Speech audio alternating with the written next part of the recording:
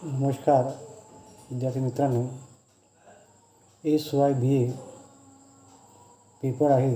भारतातील पुराभिलेखकारांचा परिचय. या पेपरमधील प्रकरण नंबर 3, भारत व महाराष्ट्रातील काही प्रसिद्ध पुराभिलेखकार. या प्रकरणामधील पहिला भाग आहे तो भारताचे राष्ट्रीय पुराभिलेखागार, नवी दिल्ली. भारताचे राष्ट्रीय अभिलेखागार म्हणजेच तत्कालीन इम्पेरियल रेकॉर्ड विभागाची स्थापना 11 मार्च 1891 रोजी कलकत्ता येथे करण्यात आली. सध्या नवी दिल्लीच्या मध्यभागी ते स्थित आहे. अनमोल अशा अभिलेखांचं संरक्षण म्हणून कार्यरत असलेल्या दक्षिण आशियातील सर्वात मोठ्या अशा या अभिलेखागाराने सन 2015-16 125वे स्थापना वर्ष साजरा केले. तेथे असलेल्या विशाल अशा अभिलेखा संग्रहामध्ये सार्वजनिक अभिलेख, खाजगी कागदपत्रे, प्राच्य अभिलेख, नकाशाविषयक नोंदी आणि सूक्ष्म चित्रणे यांचा समावेश आहे. हा संग्रह विद्वान, संशोधक, प्रशासक आणि अभिलेखकारांच्या इतर वापरकर्त्यांसाठी माहितीचा महत्त्वाचे स्रोत आहे. केंद्र सरकार आणि केंद्रशासित प्रदेशाची मंत्रालय विभाग, सार्वजनिक क्षेत्रातील उपक्रमांमध्ये सार्वजनिक अभिलेख कायदा 1993 तसेच सार्वजनिक अधिनियम 1997च्या अंमलबजावणीसाठी ते एक नोडल एजन्सी आहे. सध्या सांस्कृतिक मंत्रालयाचे संलग्न कार्यालय म्हणून कार्यरत आहे आणि भोपाळ येथे त्यांची एक प्रादेशिक कचेरी असून भुवनेश्वर, जयपूर आणि पांडिचेरी येथे 3 नोंदणी केंद्र आहेत. त्यात पहिलं आहे राष्ट्रीय पुराभिलेखकारांची स्थापना आणि विकास. याविषयी आपण माहिती पाहू. मित्रांनो, राष्ट्रीय अभिलेखकारांच्या स्थापनेचा आढावा घेताना इसवी सन 1860 पायचा मागोवा घ्यावा लागतो. त्याच वर्षी संधी लेखापरीक्षक शेणमॅन यांनी आपल्या अहवालात काळाच्या ओघात नष्ट होणाऱ्या अमूल्य अशा अभिलेखाचे जतन करण्यासाठी एक मुख्य केंद्रीय अभिलेखकाराची निकड प्रकर्षाने प्रतिपादन केले. तथापि 1889 या संकल्पनेने ठोस आकार घेतला. त्याच वर्षी एल्फिन्स्टन कॉलेज, मुंबई येथील प्राध्यापक GW फॉरेस्ट याने भारत सरकारच्या परराष्ट्र विभागाच्या नोंदी तपासण्याचे काम सोपवण्यात आले होते. तत्पूर्वी त्यांनी बॉम्बे रेकॉर्ड ऑफिसमध्ये काम केल्याने अभिलेख तज्ज्ञ म्हणून नाव लौकिक प्राप्त केला होता. आपल्या अहवालात त्यांनी ईस्ट इंडिया कंपनीच्या कारभाराच्या सर्व नोंदी केंद्रीय भंडारात हस्तांतरित करण्याचे ठामपणे विनंती केली. परिणाम, इम्पेरियल रेकॉर्ड्स विभाग IRD 11 मार्च 1891 रोजी कलकत्ता येथे इम्पेरियल सचिवालय इमारतीत अस्तित्वात आला. प्रोफेसर GW फॉरेस्ट यांनी त्यांचे आद्य प्रभारी अधिकारी म्हणून नियुक्ती करण्यात आली व सर्व विभागाच्या नोंदी तपासणे, जतन करावयाची कागदपत्रांचे हस्तांतरण करणे, त्यांची नीट व्यवस्था लावणे आणि त्यांची सूची तयार करणे. त्याचप्रमाणे विविध विभागीय ग्रंथालयाच्या ऐवजी केंद्रीय ग्रंथालयाची स्थापना करणे ही त्यांची मुख्य कार्य होती. फॉरेस्ट याचे एक महत्त्वाचे योगदान म्हणजे त्यांनी परराष्ट्र विभागातील भारताच्या संस्थानिकांशी झालेल्या पत्रव्यवहार, दखल, नोंदवही नोंदविल्या. GW फॉरेस्टनंतर इम्पेरियल रेकॉर्ड्स विभागाचे IRD काम SC hill 1900, CR William 1902, NL हेलवर्ड 1904, E Indians Ross 1905, AF शॉलफील्ड 1915, R.A. ब्लेकर 1919, जे मित्र 1920 आणि राय बहादूर AFM अब्दुल अलीम 1922 ते 1938 या विद्वानांनी पाहिले. इसवी सन 1911 कलकत्ता येथे नवी दिल्ली येथे आल्यानंतर इम्पेरियल रेकॉर्ड्स विभाग IRD इसवी सन 1926 विद्यमान इमारतीत स्थलांतरित झाले. स्वातंत्र्यानंतर IRDची पुनर्रचना करण्यात येऊन त्यांचे नामकरण भारताचे राष्ट्रीय अभिलेखागार असे करण्यात आले. तसेच संस्थेचे प्रमुख पद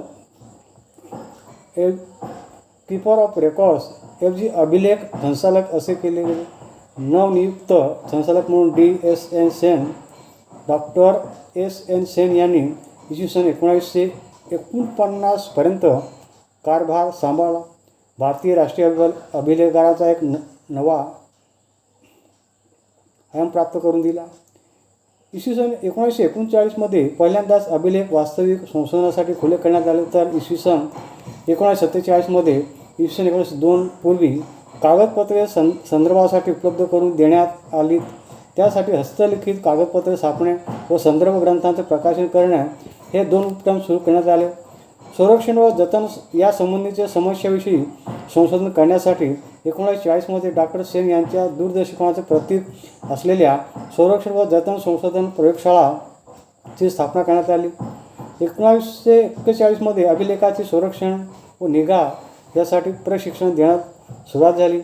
तसेच 1944 भारतीय ऐतिहासिक अभिलेख आयोग आणि भारतातील अभिलेखगारांच्या युद्धोत्तर पुनर्संघटन ही योजना आखली. 1947 विभागामार्फत दी इंडियन आर्चिव्हच्या या नियतकालिकेची सुरुवात झाली. या नियतकालिकापासून आधुनिक भारतीय इतिहास सूत्र सामुग्री कागदपत्रांचे संवर्धन नोंदी व्यवस्थापन अभिलेख जागरूकता आणि अभिलेखगारांची कार्यपद्धती अशा घटकांवर शोध निबंध प्रसारित केले जातात. अशा प्रकारे स्वातंत्र्योत्तर कालखंडात संपूर्ण देशाच्या अभिलेखगारात क्षेत्रात अधिक चैतन्यदायी आणि प्रेरणादायी भूमिका साकारत भारतीय राष्ट्रीय अभिलेखागार प्रगतीकडे मार्गक्रमण करू लागले. सार्वजनिक अभिलेख, खाजगी कागदपत्रे संग्रह आणि ग्रंथालयाची सामुग्री संपादन अभिलेख व्यवस्थापन संशोधन प्रकाशन प्रशिक्षण संवर्धन डिजिटलायझेशन दिशेने वाटचाल राष्ट्रीय आणि आंतरराष्ट्रीय पातळीवर सहकार्य क्षेत्रीय पातळीवर कार्याचा विस्तार अशा बहुधा क्षेत्रात प्रगतीचा टप्पा या काळात गाठला गेला. भारत सरकारच्या सर्व विभागातील अभिलेखांचे ते अंतिम संग्रहस्थान आहे. दरवर्षी त्यात मोलाची भर पडत असते.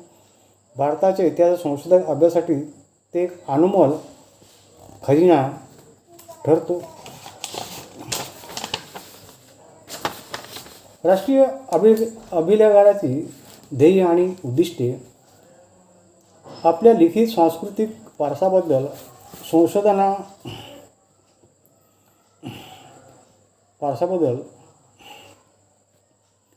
भावी पिढ्यांकरिता संरक्षण व जतन करणे. देशभरातील अभिलेखांचे राष्ट्रीय पद्धतीने व्यवस्थापन संरक्षण आणि जतन यास प्रोत्साहन देणे. पुराभिलेख तज्ज्ञ आणि अभिलेखागार संस्था यांच्यात राष्ट्रीय आणि आंतरराष्ट्रीय पातळीवर घनिष्ठ संबंध प्रस्थापित करण्यात उत्तेजन देणे. आंतरराष्ट्रीय पातळीवर घनिष्ठ संबंध प्रस्थापित करण्यास उत्तेजन देणे. पुराभिलेख संग्रहाचा उपयोग व्यापक स्वरूपाचा करण्यात प्रोत्साहन देणे. आपल्या लिखित वारसाच्या काळजीपूर्वक वापर होण्यासाठी अभिलेख संरक्षक आणि वापरकर्त्यांमध्ये अधिक व्यावसायिक आणि वैज्ञानिक दृष्टिकोन विकसित करण्यात मदत करणे. त्यानंतर राष्ट्रीय पुराभिलेखागाराच्या ताब्यात असलेले एकूण संग्रह 38 संग्रह खालीलप्रमाणे सांगता येईल. त्यात दुर्मिळ हस्तलिखित व्यतिरिक्त Canada, Germany, Malaysia, Myanmar, England, America, France, Russia इत्यादी देशाकडून घेतलेल्या भारताशी संबंधित नोंदीचे 7,500हून अधिक मायक्रोफिल्म्स हिवाळ्याच्या समुद्र जळाचा समृद्ध संग्रह आहे. दस्तावेज संग्रहाबद्दलची थोडक्यात माहिती.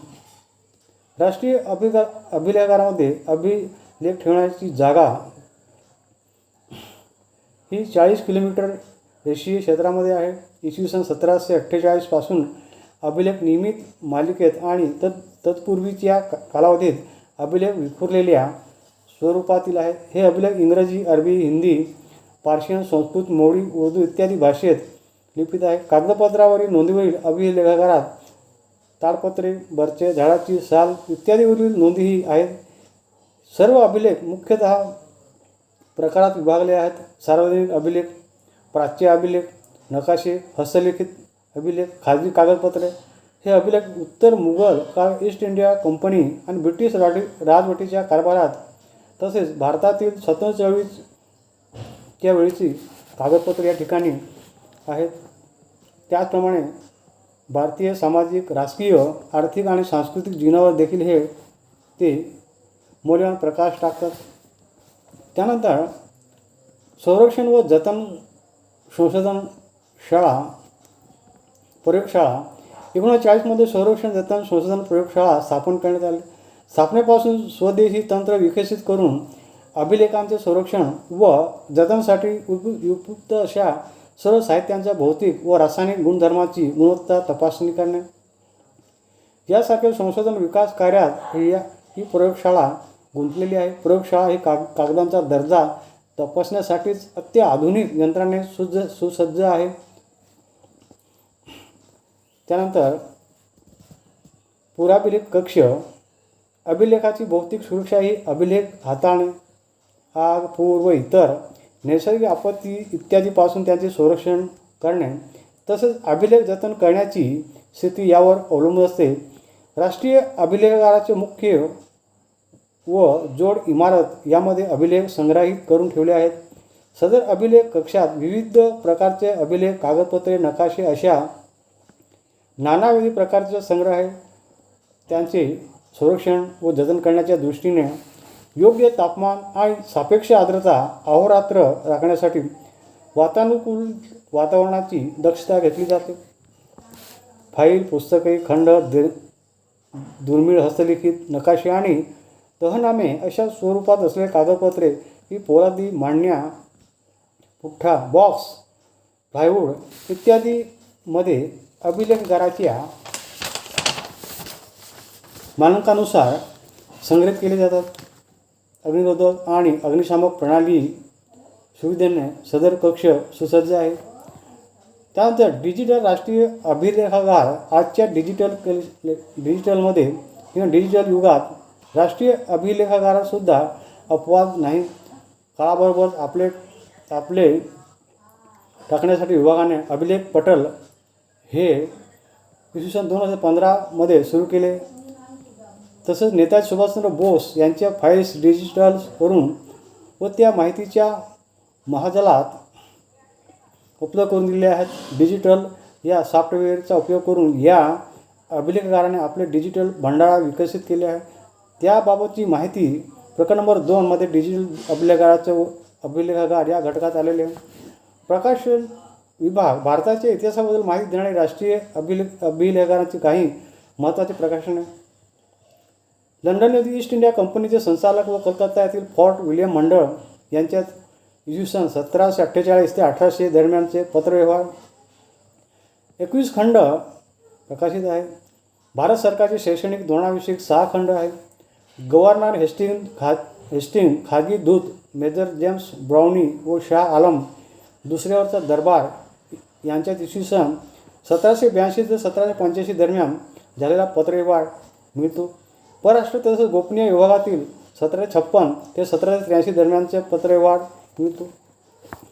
ईस्ट इंडिया कंपनी व भारतातील महत्त्वाचे सत्ताधीश व्यक्ती यांच्यातील इसवी सन 1759 ते 1795 या काळातील पत्रव्यवहार 11 खंड आहेत. त्यानंतर 1795 दरम्यानच्या भारताच्या राजकीय परिस्थितीचे विश्लेषण या खंडात आपल्याला मिळतं. धन्यवाद मित्रांनो.